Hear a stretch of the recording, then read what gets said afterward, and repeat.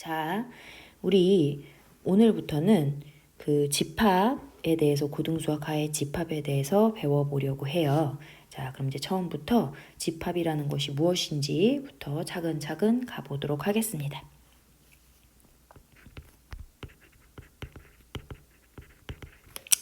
자, 집합이라는 건 말 그대로 뭐야?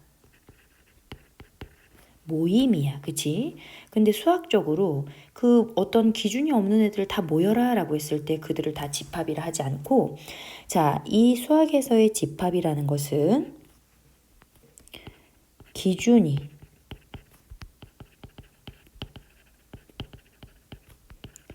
명확한 요소들의 모임을 집합이라고 합니다.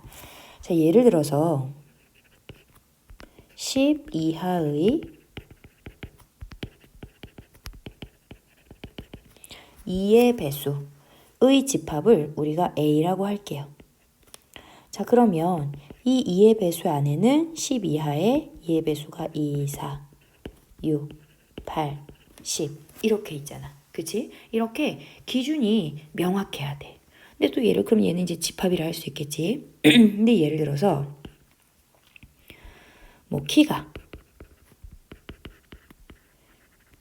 170cm에 가까운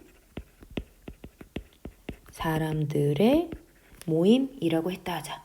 그러면 170cm에 가깝다라는 것에 대한 기준이 모호하죠. 그죠? 169cm부터 가깝다고 할 수 있을지, 아니면 뭐 165cm부터 가깝다고 할 수 있을지 내가 정확한 기준을 만들 수가 없어요. 그러면 우리는 이것을 집합이라 하지 않습니다. 자, 이렇게 집합이라는 것은 뭐야? 기준이 명확한 요소들이 모여있는 모임을 집합이라 해요. 자, 그러면 우리가 뭔가 집합을 표현할 수 있어야 되잖아. 그치? 그럼 가장 대표적인 표현법이, 자, 여기에 알파벳 대문자를 써요. 얘가 바로 뭐냐면 집합의 이름이야. 그리고 자, 오른쪽에는 이렇게 중괄호를 표현을 합니다. 그럼 예를 들어서 우리 아까 10 이하의 2의 배수들의 모임을 우리가 A라고 할게. 그러면 우리 아까 뭐가 있었지? 2, 4, 6, 8, 10 이렇게 있었지. 그치? 자, 집합을 이런 식으로 표현을 해요. 자, 왼쪽에는 알파벳 대문자를 쓰고, 자, 오른쪽에는 중괄호를 표현해서 그 중괄호 안에 집합의 기준에 부합하는 이 요소 하나하나들을 넣어주는 방식으로 집합을 표현을 합니다. 자, 그러면 우리가 그 기준에 들어가는 요소 하나하나들을 뭐라고 하냐면 이 집합의 원소라고 이야기를 해요. 그래서 자, 얘를 말로 표현하면 원소 2는 집합 A에 속한다 라고 이야기를 할 수 있겠지. 그치? 그러면 우리 이것을 기호로 좀 표현해 보고 싶은 거야. 자, 이것에 대한 그 기호가 바로 뭐냐면, 자, 2가 집합 A에 속한다. 자, 이렇게 표현을 합니다. 자, 원소와 집합 간의 관계에서 어때? 이러한 기호를 쓰겠다라는 거예요. 자, 원소 2는 집합 A에 속한다. 자, 이렇게 표현을 하기도 하고, 또 뭐라고 할 수 있을까? 2는 집합 A의 원소이다. 자, 이렇게도 표현할 수 있겠지. 자, 이렇게 집합과 원소 간의 관계를 표현할 수 있는 이 표현법을 꼭 알아두세요. 자, 이러한 기호를 쓴다라는 거. 자, 그러면은 또 이럴 수도 있잖아요. 예를 들어, 자, A 집합의 원소에서 그러면 원소 12는 집합 A에 속하지 않는다라고 이야기를 하고, 그치? 그럼 얘에 대한 기호는 뭐라고 쓸 수 있겠어? 그렇죠. 12는 집합 A에 속하지 않아요. 자, 이렇게 쓰면 되는 거야. 자, 어렵지 않죠? 자, 그럼 이제 우리가 집합이라는 것에 대해서 배웠는데, 그러면 이 집합의 표현 방법을 한번 배워보도록 합시다.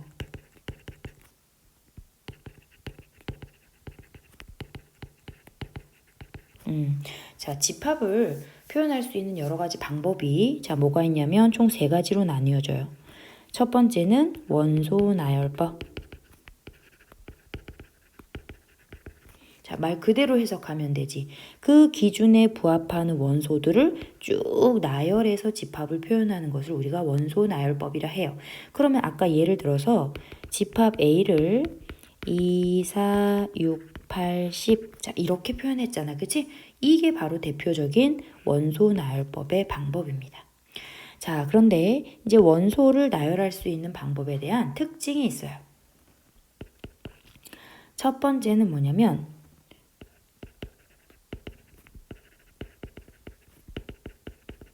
자, 원소를 나열하는 순서는 관계없어. 그러니까 예를 들어 어떤 집합의 원소를 1, 2, 3으로 쓰나 1, 3, 2로 쓰나 얘는 어때? 같아. 무방하다라는 얘기예요. 자, 두 번째는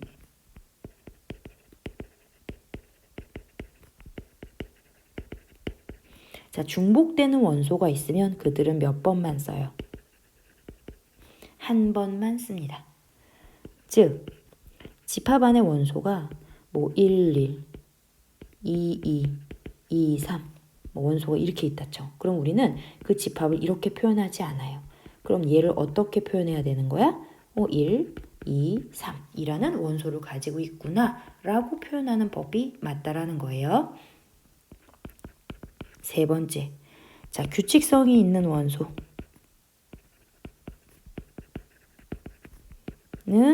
점점점 이용하여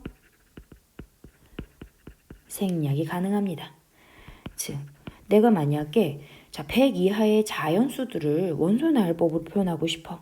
그러면 1, 2, 3부터 시작해서 100까지 다 쓸 수가 없잖아. 그치? 그러면 1, 2, 3, 4 써놓고 점점점 이제 어느 정도 이제 규칙이 보인 거야. 해놓고 99, 100 이런 식으로 자, 규칙성이 보이는 원소는 자, 생략이 가능하더라. 자, 이렇게 이 원소 나열법을 표현할 수 있는 특징 3가지 꼭 알아두도록 하시고요. 자, 그러다 보니까 어떨 때는 이 표현법이 굉장히 번거롭게 느껴질 때가 있거든요. 그래서 다른 표현 방법이 없을까라고 연구를 하기 시작했죠. 그래서 거기서 나온 것이 뭐냐면 조건제시법이에요. 자, 조건제시법 또 말 그대로 해석할 수 있죠. 조건을 제시하는 방법이야. 자, 대표적으로 어떤 식으로 표현이 되냐면 자, 또 집합의 이름을 A라 하겠습니다. 그러면 네모가 네모의 조건 자, 이런 식으로 표현이 돼요. 그래서 자, 앞에 있는 요 네모는 바로 A 집합을 이루고 있는 원소의 형태가 됩니다. 그리고 뒤에 있는 I는 그 원소의 형태를 만족시켜 줄 수 있는 조건이 제시가 되어서 표현되는 방법을 우리가 조건제시법이라고 이야기를 해요. 자, 그럼 이 문장만으로는 내가 어떤 의미인지 잘 이해를 못 하겠잖아. 그치? 그래서 자, 예를 들어서 한번 표현을 해보겠습니다.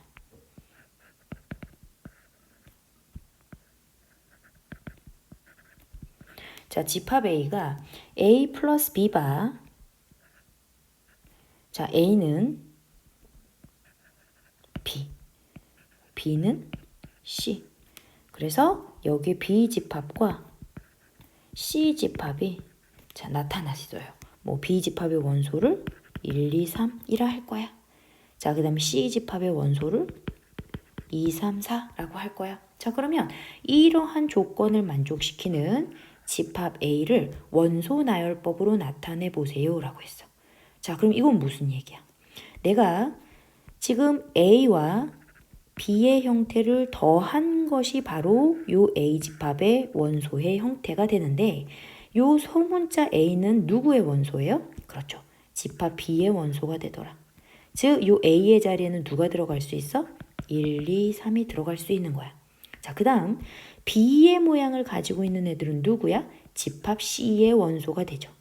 그러면 요 B 자리에 들어갈 수 있는 애는 2, 3, 4가 된다는 얘기예요. 자, 그러면 내가 얘를 표로 한번 작성을 해서 딱 한눈에 보이게 해봅시다. 자, 그럼 이 자리에 A가 들어가고 이 자리에 B가 들어가. 그럼 A가 될 수 있는 숫자는 누구였었냐면 1, 2, 3이야. 자, B가 될 수 있는 애는 누구였어? 2, 3, 4야. 자, 그러면 우리가 얘와 얘를, A와 B를 자 더한 것을 어디에? 요쪽의 형태에 이제 계산을 해서 쓰겠다는 거죠. 한번 계산을 해볼까요? 3, 4, 5. 또 1하고 3 더하면 4, 5, 6. 또 더하면 5, 6, 7 이렇게 되겠네. 그렇지? 그러면 지금 A 플러스 B의 형태가 될 수 있는 건 3, 4, 5, 4, 5, 6, 5, 6, 7 이렇게 된단 말이야. 이것이 바로 지금 뭐예요? 집합 A의 원소의 형태가 되는 거죠. 그래서 내가 A를 원소나열법으로 나타내는데 자, 원소나열법에서는 뭐라 그랬어? 중복되는 원소는 한 번만 쓰기라고 했지. 자, 그러면 A 집합의 원소는 3, 4, 5, 6, 7. 자, 이렇게 나타낼 수 있더라. 아시겠죠? 그래서 집합 문제를 풀다 보면 여러분들이 이 조건제시법을 해석해야 되는 순간이 굉장히 많아요. 그러면 얘가 어떠한 형태를 띠고 있는 아이인지 뭐지? 반드시 요 앞에 있는 애가 집합의 원소의 형태가 된다라는 사실을 또 알아두시면 좋겠습니다. 자, 그 다음에 이제 세 번째 방법. 이거는 나중에 여러분들이 집합의 연산이라든가 뭐 원소의 개수를 판단하는 문제에서 굉장히 유용하게 쓰이는 것인데 벤 다이어그램이에요. 자, 집합의 표현 방법 세 번째는 뭐야? 벤 다이어그램. 자, 이것은 바로 뭐냐면 이 집합 안에 있는 원소들을 딱 한눈에 보이기 쉽게 그림으로 나타낸 거예요. 그러면 우리 또 써먹어보자. 자, 집합 A가 지금 2, 4, 6, 8, 10이거든. 그럼 이것을 벤 다이어그램으로 나타내려면 어떻게 나타내느냐? 이렇게. 자, 동그라미 표현을 하고 여기에 집합의 이름을 씁니다. 그리고 이 동그라미 영역 안에 이 집합에 해당되는 원소들을 써주면 이 A 집합을 벤 다이어그램으로 나타냈다라고 할 수 있어요. 자, 무슨 얘기인지 아시겠죠? 자, 이렇게 집합의 표현 방법 세 가지, 원소 나열법, 조건 제시법, 벤 다이어그램, 자, 표현하는 방법이 있더라라는 거 알아두시고 적용을 하시면 되겠습니다. 자, 마지막 세 번째. 자, 이번에는 원소의 개수에 따른 집합의 분류 방법을 배워보고 싶어요. 자, 그래서 원소의 개수에 따라서는 우리가 자, 유한 집합, 그 다음 무한 집합, 그 다음 공집합. 자, 이렇게 크게 분류를 할 수 있는데 자, 유한 집합. 자, 말 그대로 딱 보이잖아. 뭐 집합의 원소의 개수가 유한개인 집합이야. 그러니까 아까 우리 집합 A가 2, 4, 6, 8, 10이었어. 자, 그러면 얘는 원소의 개수가 5개잖아. 이렇게 끝이 딱 있는 집합을 유한집합이라 해요. 그 다음에 이제 무한집합은 만일 집합 B를 내가 조건제시법으로 표현을 했는데 자, X바 X는 2의 배수였어. 그럼 이것을 원소나열법으로 나타내면 뭐가 되죠? 2, 4, 6, 8, 10 땡땡땡땡 어때? 무한히 계속되고 있지, 그치? 자, 이렇게 원소의 개수가 무한개인 집합을 무한집합이라 한다. 자, 그럼 이제 공집합은 뭐라 할 수 있냐면 자, 예를 들어 집합 C가 자, X바 X는 0과 1 사이의 자연수 들의 집합이라 합시다. 그럼 0과 1 사이에 자연수가 있어요, 없어요? 없죠. 그렇죠? 그러면 이러한 조건을 만족시키는 집합 C는 그러니까 원소는 존재하지 않아요. 이랬을 때 우리는 요 집합 C를 공집합이라 하고 자, 이거를 또 기호로 약속할 수 있어요. 자, 공집합은 뭐라고 하냐면 이렇게 동그라미에 짝대기 이렇게 표현을 하면 됩니다. 즉, 집합 C는 뭐야? 공집합이야. 이렇게 표현을 해요. 그러면 공집합은 원소의 개수가 하나도 없죠. 그래서 그 원소의 개수가 0개인 것이 유한하다 생각해서 이 공집합은 유한집합에 들어가게 됩니다. 자, 알아두세요. 공집합은 누구야? 유한집합이다 라는 사실을 꼭 알아두도록 하세요. 자, 그러면 이제 우리가 또 궁금한 거야. 그럼 집합에 따라 내가 뭔가 원소의 개수를 표현해야 되는 상황이 생기겠구나. 그렇죠. 자, 그래서 우리가 이 집합의 원소의 개수를 표현하는 또 기호를 배워야 되겠네요. 자, 원소를 개수를 표현하는 그 방법에는 자, 이렇게 n을 쓰고 자, 이 안에 이제 바로 뭐가 들어가냐면 집합의 이름이 들어가죠. 그리고 얘는 바로 뭐야? 그치, 넘버. 얘의 이제 줄임 약자예요. 자, 그래서 자, NA로 표현을 해. 자, A 집합의 원소의 개수라는 겁니다. 그럼 우리 유한 집합에서 요 NA는 뭐였어? 2, 4, 6, 8, 10 원소의 개수가 5개니까 NA는 5야. 이렇게 표현할 수 있겠네. 그 다음에 집합 B의 원소의 개수는 판단할 수 없죠. 이번에는 집합 C의 원소의 개수. NC는 뭐예요? 네, 원소의 개수가 하나도 없었어. 공집합이었기 때문에 0. 이런 식으로 표현을 하겠다는 거예요. 아시겠죠? 자, 그럼 예를 들어서 자, 몇 개의 문제만 한번 볼게요. 자, 그러면 우리 아까 C가 공집합이었어? 그럼 여기에서 NC는 0이야 라는 것을 알았지. 그런데 이번엔 또 집합 D가 이렇다는 거야.